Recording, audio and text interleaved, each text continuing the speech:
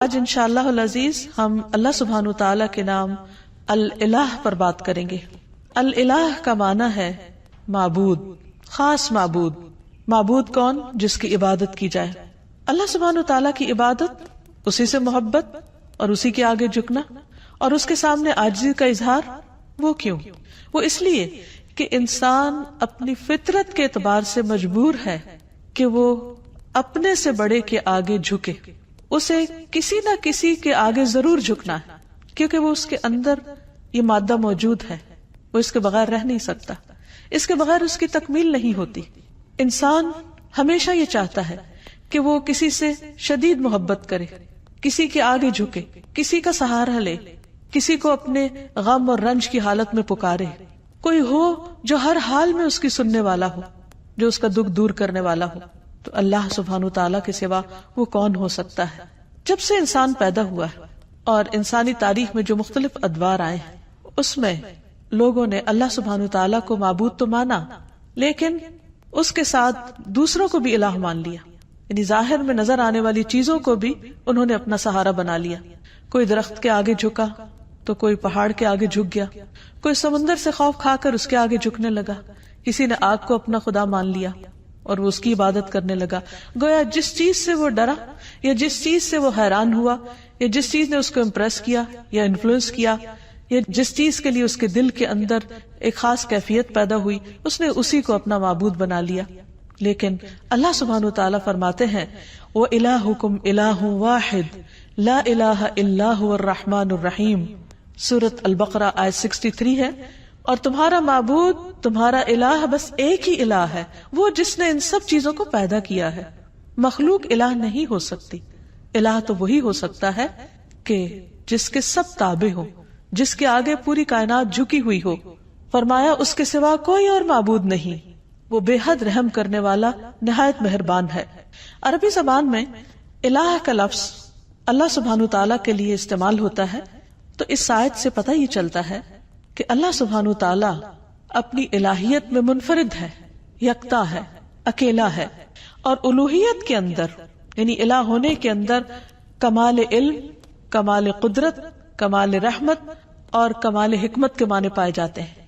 یعنی وہی الہ ہو سکتا ہے جس کا علم کامل ہو، جس کی قدرت کامل ہو، جس کی رحمت کامل ہو، جس کی حکمت کامل ہو، اور اس میں کسی قسم کا کوئی نقص نہ پایا جاتا ہو۔ اور یہ تمام صفات صرف اور صرف اللہ سبحانہ تعالیٰ کے اندر ہی ہیں۔ اسی لیے وہی دراصل الہ ہے، وہی معبود ہے، اور وہی عبادت کے لائق ہے، عبادت کا حقدار ہے، کیونکہ کسی اور کے اندر یہ صفات اس درجے میں پائی ہی نہیں جاتی۔ تو یہ صفات اس بات کا تقاضا کرتی ہیں کہ ایک انسان اللہ ہی کو اپنا محبوب سمجھے اور انتہا درجے کی محبت صرف اسی کے ساتھ کرے، انتہا درجے میں صرف اسی کے آگے جھکے، اپنا سر اور اپنی پیشانی صرف اسی کے سامنے ٹکائے، کچھ مانگے تو صرف اسی سے مانگے، اسی کے آگے ہاتھ پھیلائے اور کسی اور کے آگے نہیں۔ سورۃ الانبیاء میں اللہ تعالیٰ فرماتے ہیں لا الہ الا انا فاعبدونی، میرے سوا کوئی معبود نہیں، لہٰذا تم میری ہی عبادت کرو، نہیں مانگو تو مجھ سے مانگو، جھکو تو میرے آگے جھکو، اس لیے کہ وہ دینے پہ قادر ہے۔ وہ اتنا عظیم ہے کہ اس کے آگے جھکنا انسان کے لیے باعث عزت ہے، باعث ذلت نہیں، کیونکہ انسان جب اپنے سے چھوٹی چیز کے آگے جھکتا ہے تو یہ جھکنا اس کے لیے باعث ذلت ہے۔ اسی طرح ایک سورۃ طٰہٰ میں فرمایا اننی انا اللہ لا الہ الا انا فاعبدنی، بے شک میں ہی اللہ ہوں، میرے سوا کوئی معبود نہیں، بس تم میری ہی عبادت کرو۔ اللہ سبحانہ تعالیٰ کے لیے الہ کے علاوہ رب کا بھی لفظ آتا ہے، یعنی رب بھی اللہ کے ناموں میں سے ایک نام ہے، لیکن ان دونوں میں فرق ہے۔ رب کا مطلب ہے مخلوق کو پیدا کرنے والا، اس کو رزق دینے والا، اس کا انتظام کرنے والا، لیکن الہ کا مطلب ہے جو عبادت کے مستحق ہے، یعنی جس کی عبادت کی جائے، جس کی تعظیم کی جائے، جس کے آگے عاجزی اور انکساری کا اظہار کیا جائے۔ تو عبادت حقیقت میں محبت، اطاعت، تسلیم و رضا اور تعظیم پر مبنی ہوتی ہے، اور یہ صرف الالہ ہی کے لیے ہو سکتی ہے۔ تو اس میں دراصل توحید الوہیت کی طرف دعوت دی گئی ہے، اور جہاں الہ کا لفظ آیا ہے وہاں ساتھ شرک کی نفی بھی کی گئی ہے کہ لا الہ الا انت یا لا الہ الا اللہ. پھر یہ ہے کہ اللہ سبحانہ وتعالی نے اپنا یہ نام خود رکھا ہے، اضافت کے ساتھ بھی اور اس کے بغیر بھی. اور حقیقت یہ ہے کہ تمام انبیاء بھی اس نام کو استعمال کرتے رہے ہیں. ہم دیکھتے ہیں کہ سورۃ البقرہ میں اللہ تعالیٰ کا ارشاد ہے. اللہ تعالیٰ جب یعقوب علیہ السلام کی وفات کا وقت ذکر کرتے ہیں کہ ام کنتم شہداء اذ حضر یعقوب الموت اذ قال لبنیہ ما تعبدون من بعدی، کیا تم حاضر تھے اس وقت جب یعقوب کو موت آئی، جب اس نے اپنے بچوں سے کہا کہ میرے بعد تم کس کی عبادت کرو گے، کس کے آگے جھکو گے؟ تو انہوں نے کیا کہا؟ نعبد الہک و الہ آبائک ابراہیم و اسماعیل و اسحاق الہا واحدا ونحن لہ مسلمون. ہم تیرے معبود نعبد الہک، اس کی عبادت کریں گے. یہاں بھی لفظ الہ استعمال ہوا ہے کہ جب عبادت کی بات ہے تو پھر ساتھ ہی الہ کا لفظ آ جاتا ہے کہ وہ خاص معبود جو عبادت کا مستحق ہے.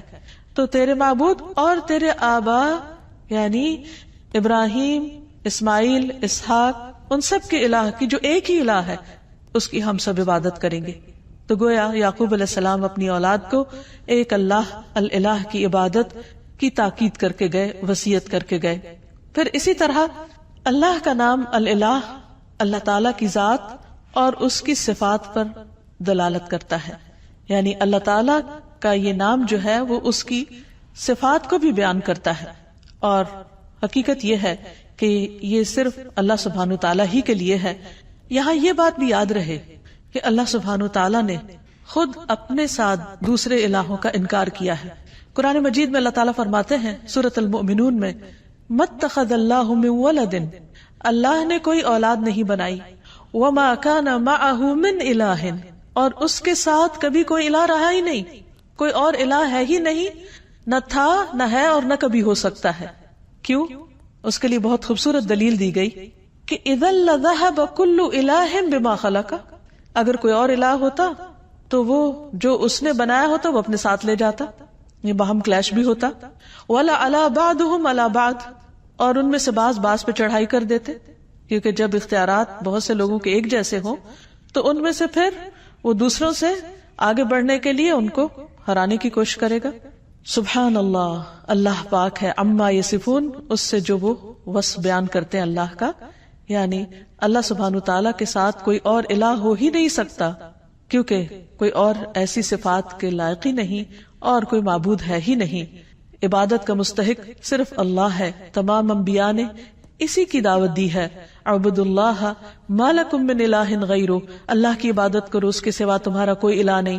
واعبدوا اللہ ولا تشرکوا بہ شیئا، اور اللہ کی عبادت کرو اور اس کے ساتھ کسی کو شریک نہ ٹھہراؤ، کیونکہ ہماری زندگی کا مقصد ہی عبادت ہے اور عبادت اللہ کا حق ہے. اس لیے ہمیں سوچ سمجھ کر اس حق کو ادا کرنا ہے.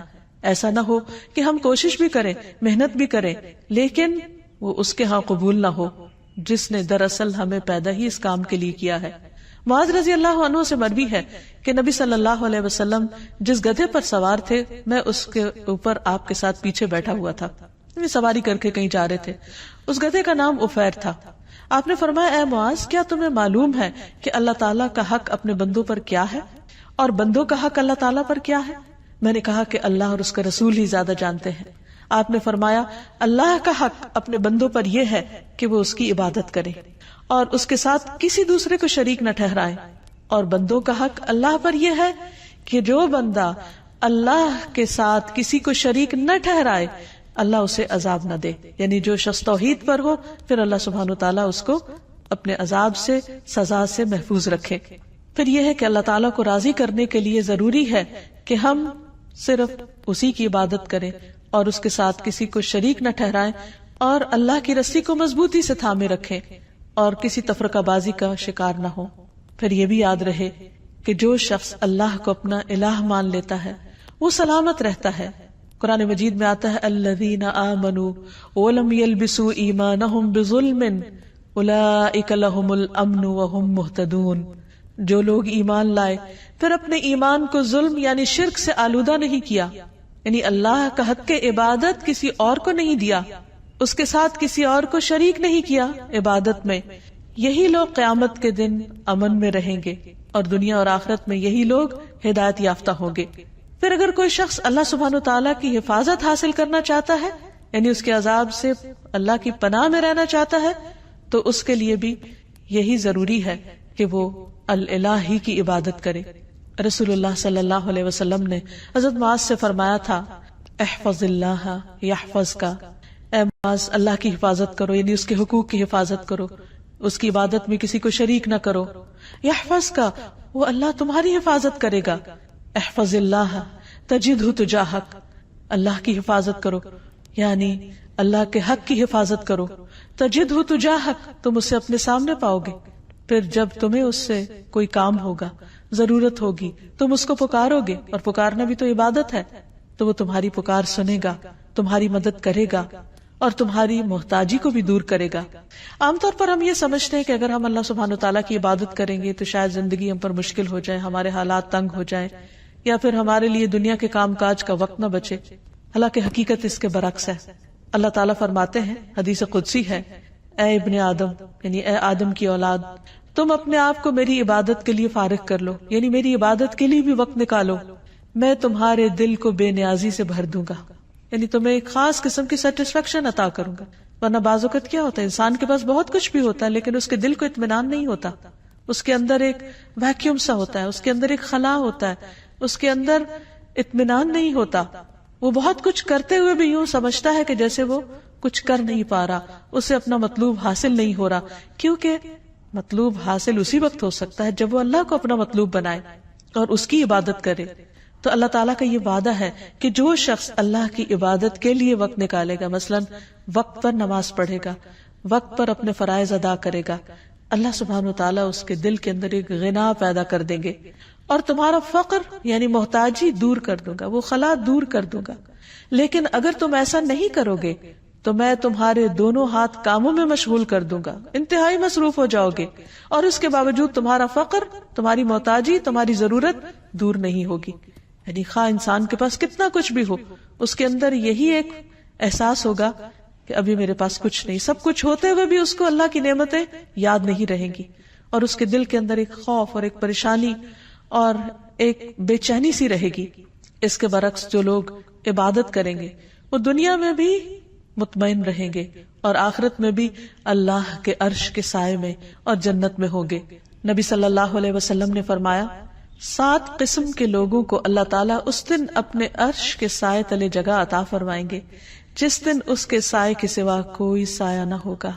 ان میں سے ایک وہ نوجوان جس کی جوانی اللہ کی عبادت میں گزری، کیونکہ بہت سے لوگ جوانی کی حالت میں اللہ تعالیٰ کی طرف رجوع نہیں کرتے. وہ سوچتے ہیں کہ جوانی تو دنیا میں انجوائے کرنے کے لیے ہے، دنیا کمانے کے لیے. جب سب کچھ کر چکیں گے، جب سارے شوق پورے کر لیں گے تو ہاں پھر بڑھاپے میں اللہ کی عبادت کے لیے اپنے آپ کو فارغ کر لیں گے، ریٹائرمنٹ کی عمر میں پھر عبادت ہو جائے گی. نہیں، ہمیں نہیں معلوم کہ ہم ریٹائرمنٹ کی عمر کو پہنچتے ہیں یا نہیں، بڑھاپے والی زندگی ملتی بھی ہے یا نہیں، اور اگر ملے بھی تو وہ اپنے 700 تکلیفیں لے کر آتا ہے، پھر وہ تو سب سے نکمی عمر ہوتی. تو کیا کسی مومن کو یہ زیب دیتا ہے کہ وہ اپنی زندگی کا بہترین حصہ تو اس فانی دنیا کے لیے خرچ کرے، اس فانی دنیا میں استعمال کرے، اور اپنی زندگی کا نکما حصہ اللہ سبحانہ وتعالیٰ کو دے؟ تو اسی لیے جو لوگ اپنی زندگی کا بہترین حصہ یعنی جوانی اللہ کی عبادت میں گزاریں گے، اللہ تعالیٰ کی طرف سے عائد کردہ جو فرائض ہیں ان کو پورا کرتے ہوئے گزاریں گے، اللہ تعالیٰ کی اطاعت اور فرما برداری میں گزاریں گے، تو اللہ سبحانہ وتعالیٰ قیامت کے اس طویل دن جو ایک دن 50,000 سال کا ہے، جس دن سورج بہت قریب آ چکا ہوگا، اس دن اللہ تعالیٰ ایسے لوگوں کو اپنے عرش کے سائے تلے جگہ دیں گے. نبی صلی اللہ علیہ وسلم نے یہ بھی فرمایا، جو شخص اللہ کی عبادت اس طرح کرے کہ اس کے ساتھ کسی کو شریک نہ کرے، اور شرک کرنے میں صرف ایسا نہیں کہ غیر اللہ یا ایسے آبجیکٹس کی پوجا کرنا جو اللہ نے تخلیق کیے ہیں، بلکہ اس میں ریاکاری کرنا، شو آف کرنا، لوگوں کو خوش کرنے کے لیے دین کے کام کرنا. اگر انسان صرف اور صرف اللہ کی رضا کے لیے اچھے کام کرتا ہے، نماز قائم کرتا ہے، زکوٰۃ دیتا ہے، اللہ کی بات سنتا ہے اور مانتا ہے، تو اللہ تعالیٰ اسے جنت کے 8 دروازوں میں سے داخل ہونے کا اختیار دے دے گا کہ جس سے چاہو چلے جاؤ، جو تمہیں پسند ہے اس سے اندر آ جاؤ. یعنی کس قدر شاندار ویلکم ہوگا ایسے شخص کا جو دنیا میں شوق سے، رضا سے، خوشی سے اللہ کی طرف دوڑتا ہے، اللہ کی عبادت کرتا ہے. تو یہاں یاد رہے کہ عبادت کے 2 اہم اصول بھی ہیں. اور جب تک یہ دو چیزیں عبادت میں شامل نہ ہوں اس وقت تک عبادت کا حق ادا نہیں ہوتا. پہلی چیز اخلاص ہے کہ انسان جو کچھ اللہ کے لیے کرے بس وہ پھر اللہ ہی کے لیے کرے، کسی اور کے لیے نہیں کرے. اس کی نیت صرف اللہ کے لیے خالص ہو، وہ اس کو خوش کرنے کے لیے، اس کی رضا کے لیے، اس کی محبت حاصل کرنے کے لیے، اس کے دیدار کی خاطر ہر عمل کرے. اور دوسری چیز، جس چیز کو وہ خاص عبادت سمجھ کے کرتا ہے اسے رسول اللہ صلی اللہ علیہ وسلم کے طریقے کے مطابق کرے، کیونکہ جب عمل خالص ہوگا تو وہ اس کی باطن کی خوبصورتی کی دلیل ہے. اور جو شخص سنت کی پیروی کرتا ہے تو نبی صلی اللہ علیہ وسلم کا عمل سب سے خوبصورت عمل تھا.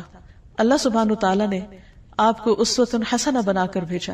لقد کان لکم فی رسول اللہ اسوۃ حسنہ، تمہارے لیے اللہ کے رسول صلی اللہ علیہ وسلم کی زندگی میں خوبصورت نمونہ ہے. تو یہ خوبصورت نمونہ جب کوئی شخص اختیار کرتا ہے تو اس کی زندگی حقیقت میں خوبصورت ہو جاتی، اس کے سارے اعمال، اس کے طور طریقے خوبصورت ہو جاتے ہیں. اور ایسا شخص ایک بہترین حالت میں اللہ سبحانہ وتعالیٰ کے سامنے حاضر ہوگا.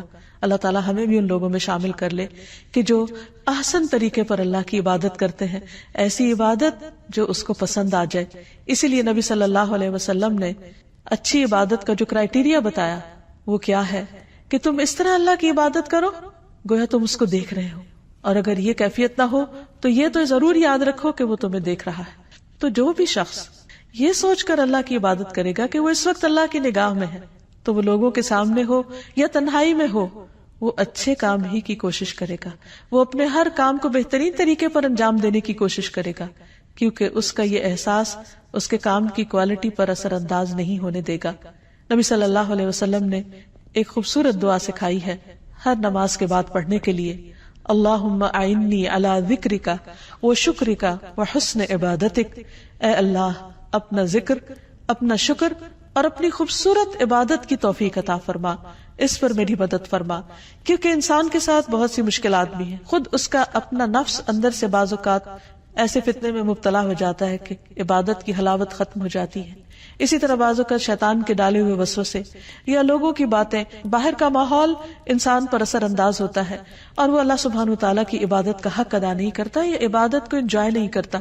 اس لیے جو ہی ایک عبادت مکمل ہو تو اگلی عبادت کے لیے، یعنی ایک نماز کے اختتام پر اگلی نماز کے لیے اور اگلی مزید عبادات کے لیے انسان دعا کرے، کیونکہ اللہ کی عبادت پر اللہ تعالیٰ ہی بہترین طریقے پر مدد کر سکتے ہیں. پھر اسی طرح یہ ہے کہ انسان اپنی عبادات میں کمی کوتاہی نہ کرے. اب دیکھیے کہ ذرا تھوڑی دیر کے لیے سوچئے کہ مثلاً اگر آپ کا حق کسی پر ہو اور وہ اس کو ادھورے طریقے سے ادا کرے تو آپ کو کیسا لگے گا؟ مثلا کسی نے آپ سے قرض لیا اور جب وہ واپس کرے تو آدھا کرے. کسی نے آپ سے کسی چیز کے دینے کا وعدہ کیا اور پھر اس کو پورا نہیں کیا، تو اس پر آپ کی کیفیت کیا ہوگی؟ اس بات سے اب اس معنی اور مقصد کو سمجھیے کہ اللہ سبحانہ وتعالیٰ نے ہم پر کچھ فرائض اور کچھ عبادات لازم کی جن کو ہمیں ہر صورت ادا کرنا ہے. مثلا دن میں 5 نمازیں فرض ہیں.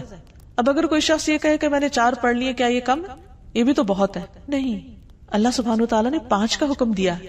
ہم اسے اپنی مرضی سے 4 نہیں کر سکتے یا 3 نہیں کر سکتے، اور اسی طرح اپنی مرضی سے 6 بھی نہیں کر سکتے ان کو، کیونکہ اتنا ہی کرنا ہے، اسی طرح کرنا ہے جیسا کرنے کا اللہ سبحانہ وتعالیٰ نے حکم دیا، تبھی عبادت کا حق ادا ہوگا. عبادت کا مطلب ہوتا ہے مکمل اطاعت.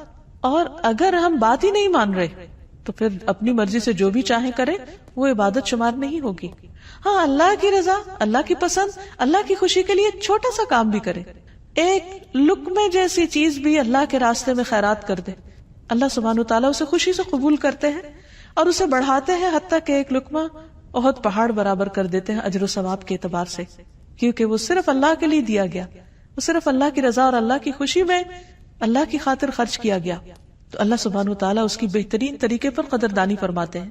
تو ہمیں نہ عبادت میں اضافے کا حق حاصل ہے اور نہ عبادت میں کوتاہی کا. یہاں یہ یاد رہے کہ اللہ سبحانہ وتعالیٰ نے ہم پر جو عبادت فرض کی ہے، ہمیں اس میں اختیار نہیں دیا گیا کہ ہم اپنی مرضی سے اس عبادت میں کچھ اضافہ کر دیں یا پھر اس میں کچھ کمی کر دیں، کیونکہ عبادت کی اصل روح اطاعت ہے، فرما برداری ہے، اللہ کے حکم کی تابع داری ہے. انس رضی اللہ عنہ سے مروی ہے کہ ایک آدمی نبی صلی اللہ علیہ وسلم کی خدمت میں حاضر ہوا اور عرض کی، اے اللہ کے رسول صلی اللہ علیہ وسلم، یہ بتائیے کہ اللہ تعالیٰ نے کتنی نمازیں فرض کی ہیں، یعنی جن کی پابندی ہم پر لازم ہے. آپ نے فرمایا اللہ نے اپنے بندوں پر 5 نمازیں فرض کی. اس نے پوچھا ان سے پہلے یا بعد میں تو کوئی نماز فرض نہیں، یعنی ان کے علاوہ فرض کے درجے میں تو نہیں کچھ. آپ نے 3 بار یہ فرمایا کہ اللہ نے اپنے بندوں پر 5 نمازیں فرض کی ہیں. اس پر وہ کہنے لگا اس ذات کی قسم جس نے آپ کو حق کے ساتھ بھیجا ہے، میں اس میں کسی قسم کی کمی یا زیادتی نہیں کروں گا، یعنی 5 سے کم 4 بھی نہیں پڑھوں گا اور 5 سے زیادہ 6 بھی نہیں پڑھوں گا، بس اتنی ہی پڑھوں گا جتنی اللہ تعالیٰ نے مجھ پر فرض کی ہے. تو نبی صلی اللہ علیہ وسلم نے فرمایا اگر یہ شخص سچا رہا، یعنی جو یہ کہہ رہا ہے اس نے ایسا ہی کیا، تو یہ جنت میں داخل ہوگا. عبادت کے سلسلے میں ایک اور بات یہ یاد رہے کہ عبادت میں شدت اور خود پسندی نہیں ہونی چاہیے، کیونکہ عبادت اللہ تعالیٰ کا حق ہے. نبی صلی اللہ علیہ وسلم نے فرمایا ایک قوم ایسی آئے گی جو عبادت کرے گی حتیٰ کہ لوگ ان کی عبادت کی کثرت پر تعجب کریں گے، بڑے حیران ہوں گے کہ اتنے عبادت گزار ہیں، لیکن وہ اس عبادت کی وجہ سے خود پسندی کا شکار ہو جائیں گے، اپنے آپ کو بڑی چیز سمجھنے لگیں گے کہ ہم بہت نیک ہیں. وہ لوگ دین سے اس طرح نکل جائیں گے جیسے تیر شکار سے نکل جاتا ہے، کیونکہ اللہ تعالیٰ کو ایسی عبادت کی ضرورت نہیں. عبادت ہے دراصل اللہ کا حق، اللہ کو خوش کرنے کے لیے کرنا ہے، نہ کہ بندوں کو دکھانے کے لیے یا بندوں کے سامنے نیک بننے کے لیے. تو جس بندے کے اندر عبادت کا زوم آ جائے وہ اللہ سبحانہ وتعالیٰ کو پسند نہیں. ابلیس کے ساتھ کیا معاملہ ہوا تھا، اس کو بھی اپنی عبادت کی وجہ سے ایک خود پسندی اس کے اندر آ گئی تھی کہ جس بنا پر اس نے آدم کے آگے جھکنے سے انکار کر دیا تھا. تو یاد رکھیے کہ جب ہم لا الہ الا اللہ کہتے ہیں تو پھر صرف اللہ کو ہی عبادت کے لائق مانتے ہیں، کسی اور آبجیکٹ کو نہیں، اور حتیٰ کہ اپنے نفس کو بھی نہیں. کیونکہ اس زمین پر جن معبودوں کی پیروی ہوتی ہے ان میں سے سب سے زیادہ پیروی ہم اپنے ہی نفس کی کر رہے ہوتے ہیں، اپنے دل کی خواہشات کی. مثلاً فجر کی نماز کا وقت ہو گیا اور دل کیا چاہتا ہے سوئے رہو، تو ہم اٹھتے نہیں. تو ہم نے اللہ کی بات تو نہیں مانی، ہمیں آواز آ رہی ہے حی علی الصلاۃ، حی علی الفلاح، آؤ نماز کی طرف، آؤ کامیابی کی طرف، لیکن ہم اس پکار کو سنتے ہی نہیں اور کامیابی کا دروازہ بند کر دیتے ہیں اور ہم سوئے رہتے ہیں. یا ہم نے اب اللہ کی عبادت نہیں کی، اپنے نفس کی عبادت کی. اسی طرح زندگی کے کسی بھی اور کام، کسی جاب، کسی مشغلے، کسی بھی پسند کی چیز میں مشغول ہو کر، ہاں کتنی ہی دنیاوی اعتبار سے شدید ضرورت کے کام میں بھی مصروف ہو کر اگر انسان اللہ کو بھلا دیتا ہے تو یہ دراصل اپنے آپ پر ہی ظلم کرتا ہے، اور یہ لا الہ الا اللہ کے منافی ہے. اللہ سبحانہ وتعالی نے تمام بندوں سے اپنی عبادت کا مطالبہ کیا ہے. قرآن مجید میں اللہ تعالیٰ فرماتے ہیں یا ایھا الناس اعبدوا ربکم الذی خلقکم والذین من قبلکم لعلکم تتقون. اے لوگو اپنے رب کی عبادت کرو جس نے تمہیں پیدا کیا اور ان کو بھی جو تم سے پہلے تھے. یعنی عبادت کیوں کرو؟ کیا اللہ تعالیٰ کو کوئی فائدہ ہے؟ نہیں، یہ دراصل تمہارے اپنے فائدے کی چیز ہے. فائدہ کیا ہوگا؟ لعلکم تتقون، تم بچ جاؤ گے. یعنی دنیا میں ان عبادات کی وجہ سے کئی برائیوں سے، کئی قسم کی مشکلات سے بچ جاؤ گے، اور آخرت میں اس آگ سے بچ جاؤ گے جو اللہ کے نافرمانوں کے لیے، سرکش اور متکبر لوگوں کے لیے تیار کی گئی ہے. پھر اسی طرح یہ ہے کہ عبادت ہی کا ایک حصہ یہ ہے کہ انسان اللہ سبحانہ تعالیٰ ہی سے ڈرے، ایک الہ سے. اللہ تعالیٰ فرماتے ہیں وقال اللہ لا تتخذوا الہین اثنین انما هو الہ واحد فإیای فارہبون. اور اللہ تعالیٰ نے فرمایا تم 2 معبود نہیں بناؤ، یعنی 3 اور 3 سے زیادہ تو دور کی بات، ایک سے دوسرا بنانے کی بھی اجازت نہیں. وہ تو صرف وہی ایک معبود ہے اور مجھی سے تم ڈرو. یعنی عبادت میں یہ بھی شامل ہے کہ انسان اللہ تعالیٰ سے ڈرتا رہے، اور بعض اوقات انسان محبت میں عبادت کرتا ہے اور بعض اوقات اللہ کے عذاب سے ڈرتے ہوئے عبادت کرتا ہے.